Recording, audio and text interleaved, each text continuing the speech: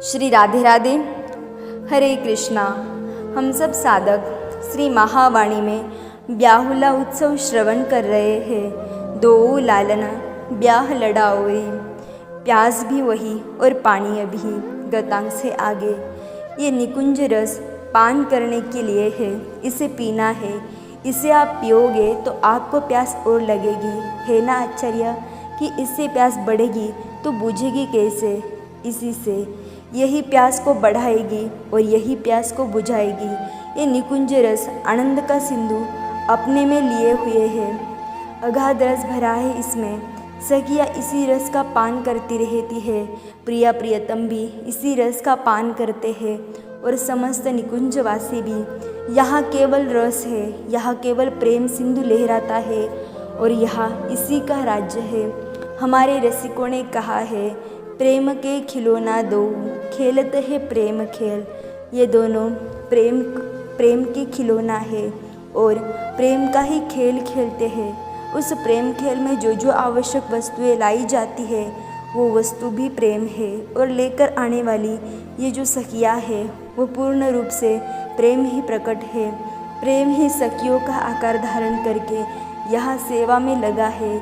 उत्साह उत्सव सब कुछ प्रेम ही है। यहाँ की लताएं प्रेम है, यहाँ पुष्प प्रेम है, यहाँ का गायन प्रेम है, यहाँ वादन प्रेम है। यानी प्रेम ही प्रेम का ये प्रेमपूर्ण उत्सव है। प्रेम तत्व ने ही चारों ओर अपना विस्तार किया है। श्री महावाणी में वर्णित ये जो ब्याहुला आदि उत्सव है, इसका उद्देश्य कोई घटना आदि बताना नहीं है। ध्यान है इन सब का लक्ष्य। आप आंखें बंद कीजिए और इन पदों को गाइए। झांकी आपके हृदय में प्रकट हो जाएगी।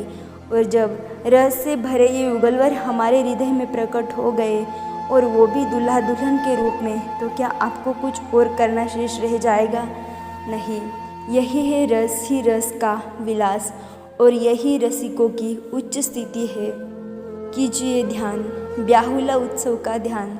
सुंदरतम सरस निकुंज में सखियाँ लेकर आई है इन युगलवर को। उस परम सुंदर निकुंज में लताएं लिपटी हुई है वृक्षों से। लताओं की डालियाँ पुष्पों से लदी हुई है, किंतु वृक्ष उन्हें संभाले हुए है। कृष्णलता झूल रही है पुष्पों के अति भार से। उसमें भी भ्रमरों का झुंड। सखियाँ सौंदर्य की धनी है, वो चहकी हुई प्रफुल्लित युगल की सेवा में ही लगी है। पुष्पों का सिंहासन है, दिव्य सिंहासन है, उसी में विराज है दूल्हा दुल्हन। इन्हीं युगलवर को देखकर तो ये सब जीवित है। इन सब का आहार ही ये दर्शन है। तभी कुछ गौरवर्ण की सखियाँ, जिसका रूप दर्पण के समान था, इतनी गोरी थी, वो आगे युगलवर के सामने आकर बैठ गई है।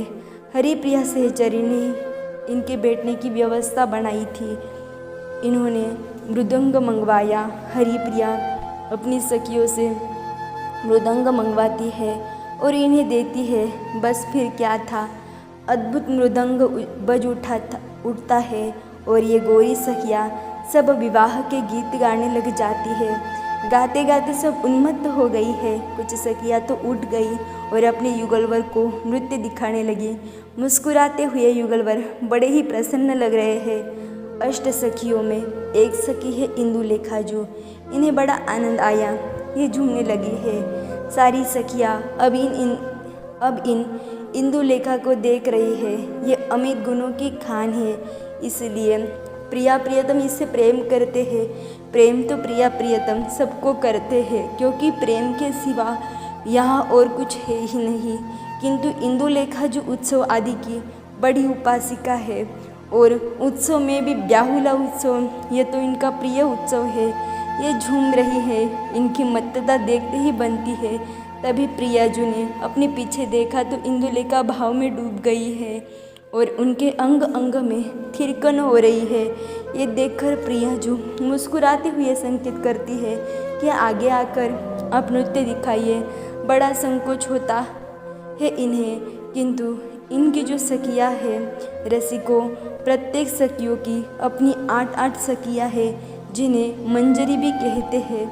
इंदुलेखा जो कि अष्ट सखियों में जो प्रमुख है, जिनका नाम है तुंगभद्रा, जो वो आगे आने के लिए कहती है। ये सखी इंदुलेखा जो थोड़ी संकोची है, संकोच के साथ ही है आगे आ जाती है। प्रियाजू उनको देखकर मुस्कुराती है, फिर संकेत करके कहती है, नृत्य दिखाओ। अब तो इंदुलेखा लालजू की ओर देखती है। लालन भी संकेत करते हैं कि नृत्य दिखाओ। बस फिर क्या था। तुंगभद्रा सखी जो इंदुलेखा जो की सखी है, वो कहती है, नव दंपति की आज्ञा मानी ही जानी चाहिए। सखीजू आप नृत्य कीजिए, ऐसा अवसर अब कहाँ आएगा। इसलिए अब तो इंदुलेखा जू का मुखमंडल पूर्ण अरुण हो गया है। वो प्रियाजू के चरणों में देखती है, मन ही मन प्रणाम करती है। फिर नृत्य, आहा, ये गौर वर्ण वाली इंदुलेखा जब नाचती है तब इनके अंगों में जो थिरकन हो रही है उससे शोभा और बढ़ रही है। इंदुलेखा जो के गोर भाल पर पसीने की बूंदें झलक रही है, उससे इनका सौंदर्य और बढ़ गया है। नृत्य की भावभंगिमा से इनके हृदय में विराजित हार जब उछलते हैं तब तो ऐसा लगता है मानो क्षीर सिंधु में ज्वार आ गया हो। यह नृत्य उल्लास कुछ समय तक चलता रहा। अब तो सबके देखते ही देखते कुछ सुंदरियाँ सामने से आ रही है। ये सब ने देखा, ये बहुत सुंदरी थी।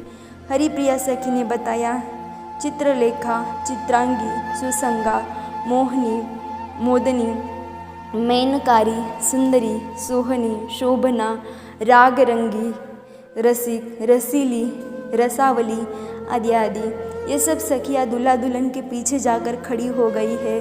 अब ये जैसे खड़ी है, इनके हाथों में सेवा की सामग्रियाँ है। जो भी इनको देख रहा है, युगल सरकार के पीछे सखियाँ और सोंझ हाथ में लिए अद्भुत झांकी थी। ये सखियाँ ऐसी लग रही थी जैसे रूप सागर से इन्हें मथकर निकाला गया हो।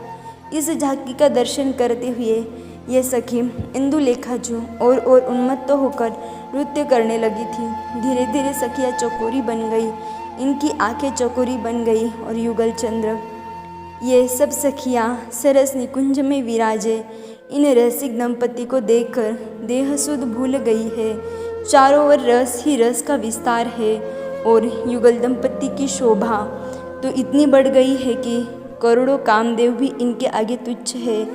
अब आगे क्या कहें, जब रस सिंधु में सभी डूब गए हैं। जय जय श्री राधे, जय जय श्री राधे, जय जय श्री राधे पूरा निकुंज जय घोष कर उठा था। आगे की चर्चा हम कल श्रवण करेंगे। तब तक के लिए राधे राधे, हरे कृष्णा।